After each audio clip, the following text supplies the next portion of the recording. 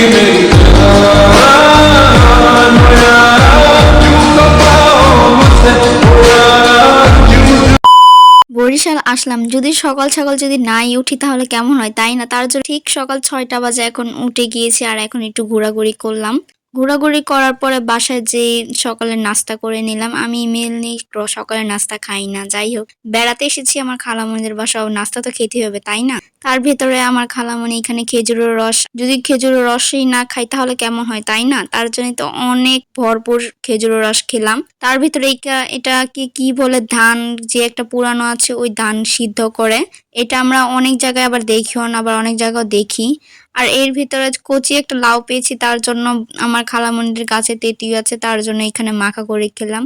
লাউ মাখাটা খেতে অনেক অনেক মজা। তোমরা চাইলে তোমাদের রেসিপিটাও শেয়ার করে দিব ভেরি সুন। যাই হোক, তারপর আশেপাশে একটু ঘুরতেছি। আমার খালামণিদের এখানে অনেক ধান লাগানো হয়েছে। এটা আমার খালামণিদের ধান ক্ষেত, তার জন্য এখানে অনেক ছবি ভিডিও করেছি।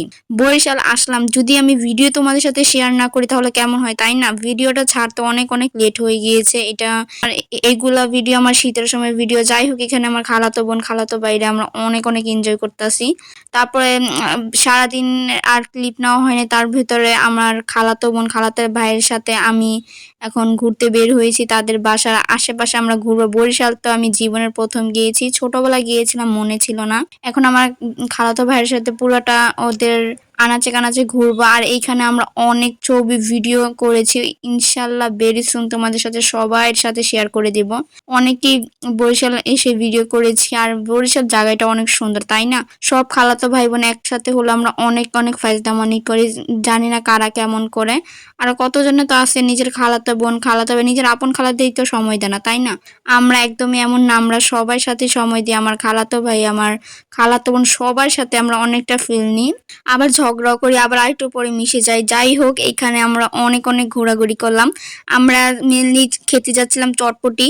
চটপটি পেলাম না, আমরা এইখানে বিখ্যাত একটা চটপটি আছে, চটপটির ভিতরে মুরগি মাংস দিয়ে রান্না করে দেয়, খেতে চাইছিলাম আমরা। যাই হোক, ওইখানে বসে নেই। তারপর আমরা আনাচে মানাচে ঘুরে মুড়ে, আর এইখানে আমার মামাই বোম্বাই মরিচ গাছ কিনে নিয়েছি, আমি দেখালাম। ওইখানে আমার মামাই গাছ বোম্বাই মরিচ গাছ বুনছিল, তার জন্যই। আর এইখানে আমরা অনেক অনেক ঘোরাঘুরি করতে করতে প্রায় সন্ধ্যা হয়ে যাচ্ছে। আর এইখানে আমার খালাতো বোন কি যে বলতেছে, বলে এইটা ভূতের গাছ, এইটা ভূতের বাড়ি। মানে যাই হোক, বরিশাল যাওয়ার দ্বিতীয় দিন পরে আমরা তো অনেক অনেক ঘুরেছি। যাই হোক, ভেরি সুন তোমাদের সাথে আরো অনেক অনেক ভিডিও শেয়ার করব। আর সেই আগ পর্যন্ত তোমরা আমার পেজটাকে ফলো করে রাখবা অথবা ইউটিউব চ্যানেলটাকে সাবস্ক্রাইব করে রাখবা। আর আমি তো বরিশাল যে অনেক অনেক হ্যাপি, কারণটা হলো অনেকদিন পরে বাসা থেকে বের হলাম।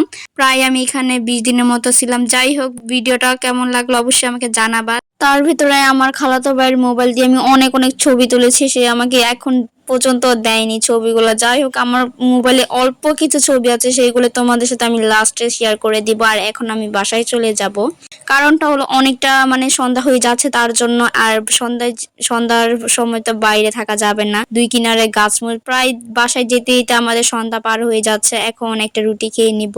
রুটিটা অনেক মজা ছিল, এটাকে কি জানি রুটি বলে, বন রুটি না কি রুটি আমি বলতে পারি না। রুটিটা অনেক অনেক মজা ছিল। তার ভিতরে আমার মামাতো ভাইকে দিয়ে আমি পাউটি পাচ্ছি, ওই বলতেছে আমার মোবাইলটা দাও। ওকে আমি প্রায় আধা ঘন্টার বেশি আমি মোবাইল দিয়েছি। তারপর আমার পাউটি পার পরে ওকে আমি 2.5 ঘন্টা আমি মোবাইল দিয়েছি। ওই প্রায় আমার 3.5 ঘন্টা মোবাইল টিপে 12টা অবস্থা করে দিয়েছে। যাই হোক, একদমই না, আমার মামাতো ভাইকে দিয়ে আমি একদমই পাউটি পাই, জাস্ট একটু দুষ্টামানি করেছে। আর এখানে আমার খালাতো ভাই খেজুরের রস চুরি করে এনেছে। যাই হোক, এটা চুরি করা অবশ্যই না, এটা আমাদের কাছে থেকে এনেছে। যাই হোক, ভিডিওটা কেমন লাগলো অবশ্যই সবাই জানাবা। भेंट भैंच सुनो नैनीताल